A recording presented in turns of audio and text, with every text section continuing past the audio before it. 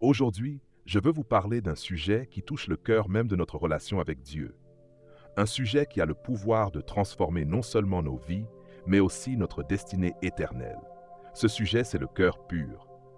Vous savez, dans un monde où tout est superficiel, où l'apparence compte plus que la substance, Dieu nous rappelle une vérité profonde. Il ne regarde pas comme les hommes regardent. Les hommes regardent l'apparence extérieure, mais Dieu sonde le cœur. 1 Samuel 16, verset 7. Aujourd'hui, je veux que vous compreniez à quel point votre cœur est précieux aux yeux de Dieu. Mais surtout, je veux vous encourager à garder votre cœur pur, car c'est là que réside la clé de votre transformation spirituelle. L'importance du cœur. Dieu ne se contente pas de regarder ce que vous faites ou comment vous paraissez. Il plonge au plus profond de votre être. Il scrute vos pensées, vos intentions, vos désirs. Proverbe 4, verset 23 nous exhorte ainsi: « Garde ton cœur plus que toute autre chose, car de lui viennent les sources de la vie. » Votre cœur est comme une source. Tout ce qui en sort, vos paroles, vos actions, vos décisions, influencent directement votre vie et celle des autres autour de vous. Si cette source est pure, elle apportera la vie, la bénédiction et la paix. Mais si elle est corrompue, elle répandra le chaos, la confusion et la destruction. Pensez-y un instant. Quel est l'état de votre cœur aujourd'hui? Est-il rempli de foi, d'amour, de paix et de joie? Ou bien est-il encombré par la colère, la rancune, la peur ou la convoitise?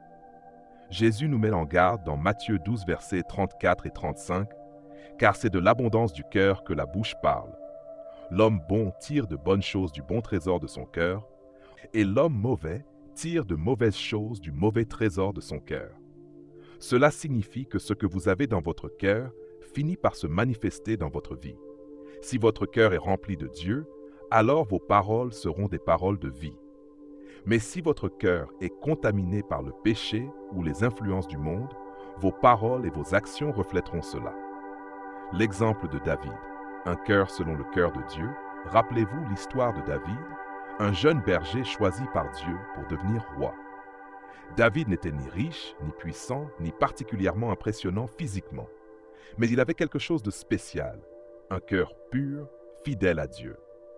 Quand Samuel cherchait celui qui deviendrait le futur roi d'Israël, Dieu lui a dit clairement: « L'Éternel ne regarde pas ce que l'homme regarde. L'homme regarde l'apparence extérieure, mais l'Éternel regarde le cœur. » 1 Samuel 16, verset 7. David était un homme après le cœur de Dieu parce qu'il aimait Dieu de tout son cœur. Même lorsqu'il a commis de graves erreurs, comme l'adultère avec Bathsheba ou le meurtre d'Uri, il a toujours eu un cœur repentant. Il a pleuré devant Dieu, confessant ses fautes et demandant pardon.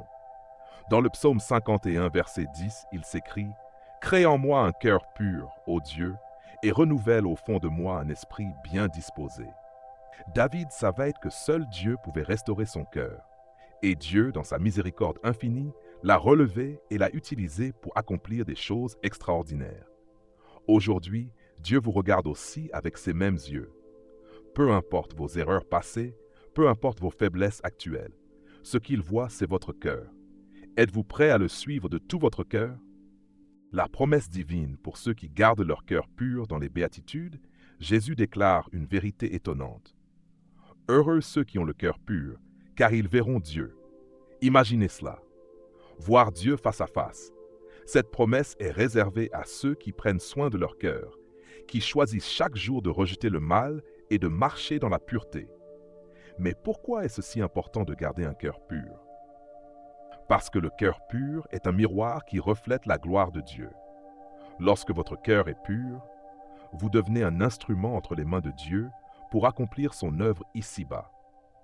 Vous devenez une lumière dans l'obscurité, un canal de bénédiction pour les autres. Hébreux 4, verset 12 nous rappelle que la parole de Dieu est vivante et efficace, plus tranchante qu'une épée quelconque à deux tranchants, pénétrante jusqu'à partager âme et esprit, jointure et moelle. Elle juge des intentions et des pensées du cœur. Chaque pensée, chaque intention, chaque désir de votre cœur sera jugé. C'est pourquoi il est essentiel de garder notre cœur pur, car un jour, nous nous tiendrons devant Dieu, et ce ne sont pas nos actions visibles qui compteront, mais ce que Dieu aura vu dans notre cœur. Comment garder un cœur pur? Alors, comment faire pour garder notre cœur pur devant Dieu?